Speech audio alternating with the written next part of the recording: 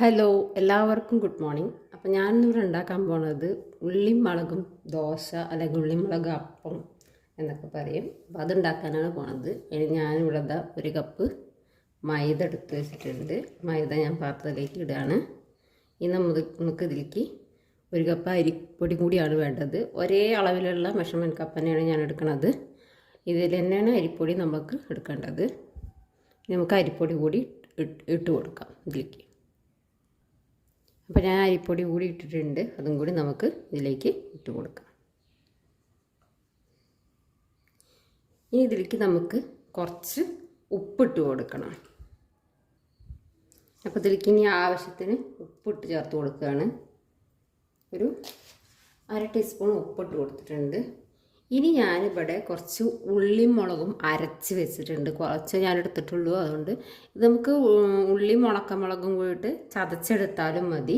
കറിവേപ്പിലയൊക്കെ കൂടി ചതച്ചെടുത്താലും മതി. ഞാനിതിവിടെ അരച്ചെടുത്തിക്കുകയാണ്. ഉള്ളിയും മുളകും മാത്രമായിട്ട് അരച്ചെടുത്തിക്കുകയാണ്. ഇനി നമുക്ക് ഇതിലേക്ക് ഇതിട്ട് കൊടുക്കണം. അപ്പോൾ ഞാൻ ഇതിലേക്ക് ഉള്ളിയും മുളകും അരച്ച് വെച്ചത് ഇട്ട് കൊടുത്തിട്ടുണ്ട്. ഇനി ഇതിലേക്ക് കുറേശ്ശെ വെള്ളം ഒഴിച്ച് കൊടുത്ത് നമുക്ക് നന്നായിട്ട് ഇളക്കി ചേർത്തെടുക്കണം. പച്ചവെള്ളം തന്നെയാണ് ഒഴിച്ച് കൊടുക്കുന്നത്. നമുക്ക് ദോശമാവൊക്കെ ആവുന്ന ആ പരുവത്തിലേക്ക് ഇളക്കി കൊടുക്കണം. അപ്പോൾ ഞാനത് എളുപ്പത്തിൽ നമുക്ക് കൈ കൊണ്ട് വെച്ചതാക്കാൻ വരാതുകൊണ്ട് നമുക്ക് വിസ്ക് വെച്ചിട്ട് ഇളക്കി കൊടുക്കുകയാണ്. അപ്പോൾ വേഗത്തിൽ എല്ലാ ഭാഗത്തേക്കും ഒന്ന് യോജിച്ച് കിട്ടും.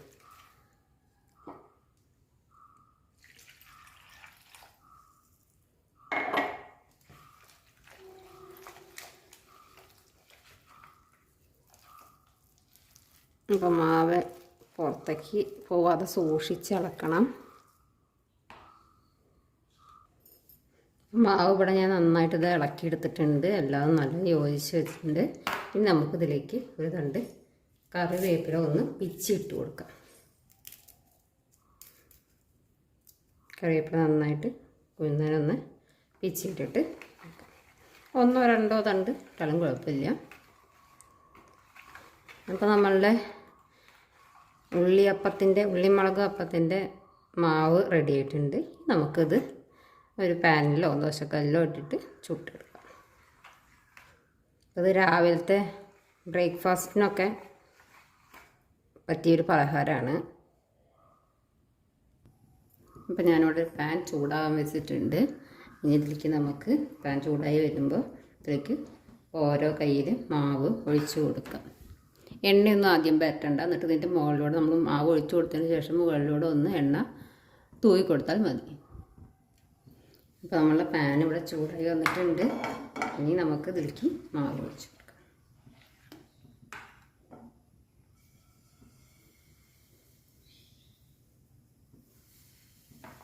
ഇത് വല്ലാതെ പരത്തേണ്ട ആവശ്യമില്ല കേട്ടോ. ദോശയല്ല, നമ്മൾ അപ്പമാണ് ഉണ്ടാക്കാൻ പോകുന്നത്. ഇനി ഇത് ആ മാവ് ഒന്ന് വലിഞ്ഞ് വരുമ്പോഴേക്കും വലിഞ്ഞ് വന്നാൽ നമുക്കിതിലേക്ക് കുറേശ്ശെ എണ്ണയും കൂടി തൂവി എടുത്ത് കൊടുക്കാം. ഇതിൻ്റെ മുകളിലേക്ക് കുറച്ച് എണ്ണ ഒന്ന് 4 പുറം ഒന്ന് ഒഴിച്ച് കൊടുക്കും. ഇത് നല്ല പാകമായിട്ട് വരുമ്പോൾ നമുക്കൊന്ന് മറിച്ചിട്ട് കൊടുക്കാം. അപ്പോൾ അത് ഉച്ചരിയുമ്പോൾ കഴിക്കാനോ വൈകുന്നേരം ചായയുടെ കൂടെ കഴിക്കാനൊക്കെ ഉപയോഗിക്കാം. രാവിലത്തെ ആയാലും രാവിലത്തെ പലഹാരമായിട്ട് കൊടുക്കാം. ഉച്ച കഴിയുമ്പോഴത്തെ പലഹാരമായിട്ടും ഒക്കെ നമുക്കിത് എടുക്കാം.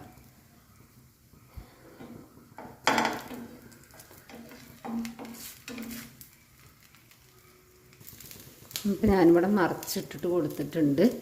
ഇനി നമുക്ക് ഇതുപോലെ ഇതൊന്ന് അടിക്കും. 2 വർഷം നമുക്ക് വരുന്നതിന് ശേഷം നമുക്കിത് എടുത്ത് വയ്ക്കാം. അപ്പം ഇതുപോലെ ബാക്കി മാവൊക്കെ നമുക്ക് ഉണ്ടാക്കാം. അപ്പോൾ നമ്മളുടെ ഉള്ളിമുളകും അപ്പം പട റെഡി ആയിട്ടുണ്ട്. ഇത് എല്ലാവർക്കും എളുപ്പത്തിൽ ഉണ്ടാക്കാൻ പറ്റാവുന്ന ഒരു തരം പലഹാരം തന്നെയാണ്. അധികം എണ്ണയുടെ ഒന്നും ആവശ്യമില്ല. അപ്പോൾ എല്ലാവരും ഇത് വീട്ടിലുണ്ടാക്കി നോക്കണം. ഇതിൻ്റെ കൂടെ നമുക്ക് സാമ്പാറിൻ്റെ കൂടെ അല്ലെങ്കിൽ മോരുകറിയുടെ കൂടെയൊക്കെ കൂട്ടിയിട്ട് കഴിക്കാം. എല്ലാ കറികളൊന്നും ഇല്ല എന്നുണ്ടെങ്കിലും വെറുതെ കഴിക്കാനും വളരെയധികം ടേസ്റ്റാണ്. അപ്പോൾ എല്ലാവരും വീട്ടിലിത് ഉണ്ടാക്കി നോക്കണം. അപ്പോൾ ഇനി അടുത്ത വീഡിയോ ആയിട്ട് നമുക്ക് വീണ്ടും കാണാം. അപ്പോൾ എല്ലാവർക്കും ബൈ.